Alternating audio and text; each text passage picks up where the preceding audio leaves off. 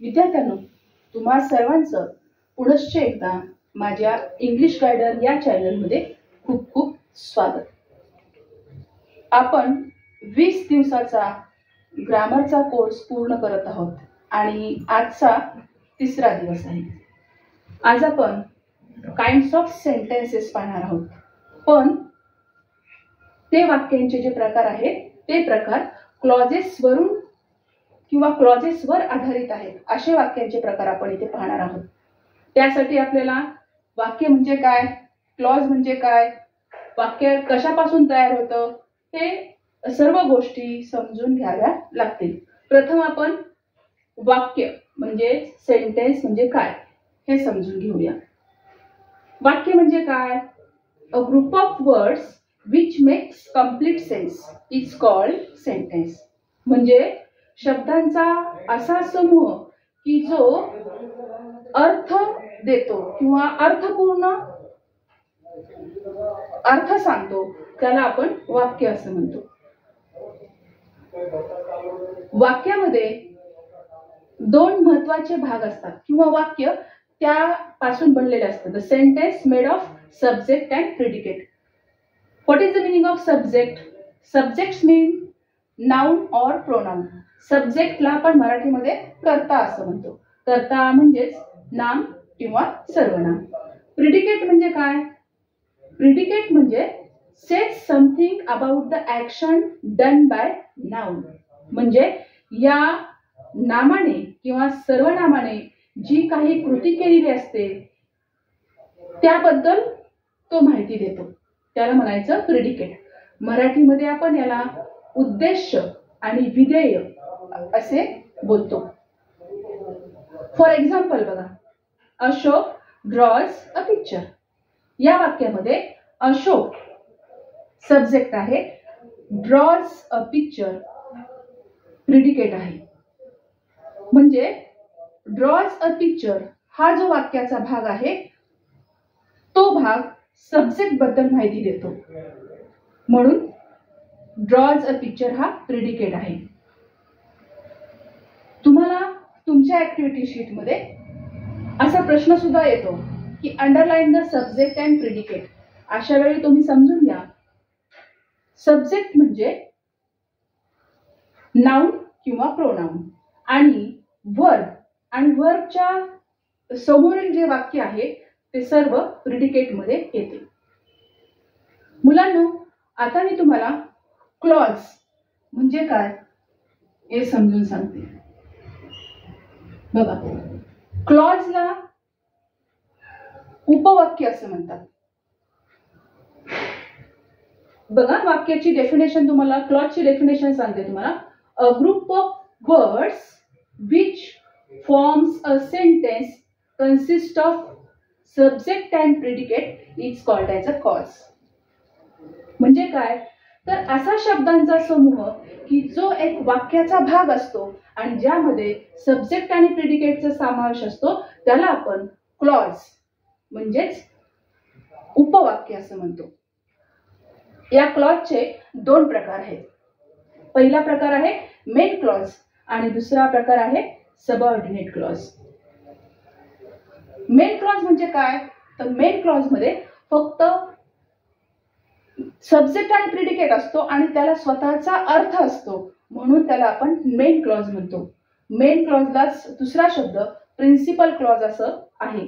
म्हणजेच main clause हा अर्थपूर्ण असतो, स्वतःचा त्याला अर्थ असतो, तो दुसऱ्यावरती डिपेंड राहत नाही. फॉर एक्झाम्पल तुम्हाला साधं एक वाक्य सांगते. Bird sings. पक्षी गातो. हे वाक्य अर्थपूर्ण आहे, त्याला स्वतःचा अर्थ आहे, ते दुसऱ्यावरती अर्थ कंप्लीट होण्यासाठी अवलंबून नाही, म्हणून त्याला आपण म्हणायचं मेन क्लॉज. यानंतरचा तो दुसरा प्रकार आहे क्लॉजचा, तो आहे सबऑर्डिनेट क्लॉज.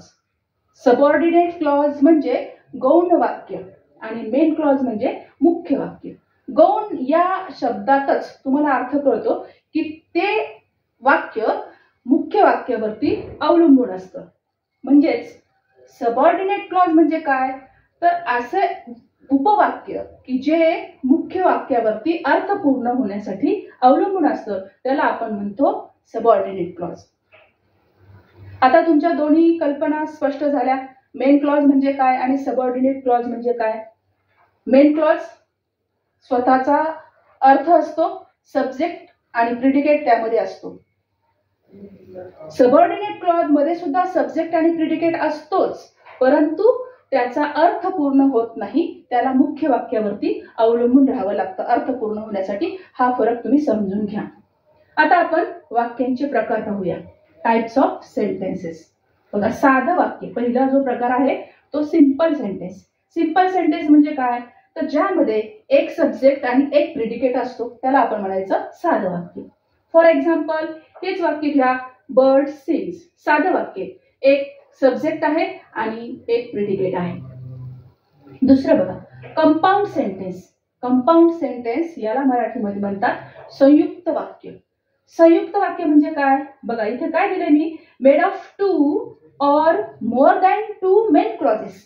म्हणजे बघा, कंपाऊंड सेंटेन्स म्हणजे असं संयुक्त वाक्य की ज्यामध्ये 2 किंवा 2 पेक्षा अधिक मेन क्लॉजचा समावेश असतो, त्याला म्हणायचं कंपाऊंड सेंटेन्स.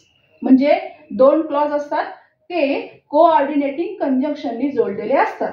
फॉर एक्झाम्पल इथे बघा, the sun rose and man woke up. म्हणजे द सन रोज आणि मॅन वोक अप हे 2 मेन क्लॉज आहेत आणि ते मेन क्लॉज अँडनी जोडलेले आहेत, म्हणून हे वाक्य झालं कंपाऊंड सेंटेन्स. या ठिकाणी कोऑर्डिनेटिंग कंजंक्शन दुसरं येऊ शकतं, परंतु कंपाऊंड सेंटेन्स म्हणजे काय, तर 2 किंवा 2 पेक्षा जास्त ज्या वाक्यामध्ये मेन क्लॉज असतात त्या वाक्याला आपण संयुक्त वाक्य असं म्हणतो. त्यानंतर तिसरं वाक्य बघा, कॉम्प्लेक्स सेंटेन्स. याला आपण म्हणतो मिश्र वाक्य. मिश्र वाक्य म्हणजे काय, made of 1 main clause and 1 and more subordinate clause. बघा फरक आहे, कंपाऊंड आणि कॉम्प्लेक्स मध्ये खूप फरक आहे. कॉम्प्लेक्स सेंटेन्स मध्ये फक्त एक मेन क्लॉज असतो आणि एक किंवा एक पेक्षा अधिक सबऑर्डिनेट क्लॉज असतात, त्याला म्हणायचं कॉम्प्लेक्स सेंटेन्स. फॉर एक्झाम्पल बघा, दे rested Wien and evening came.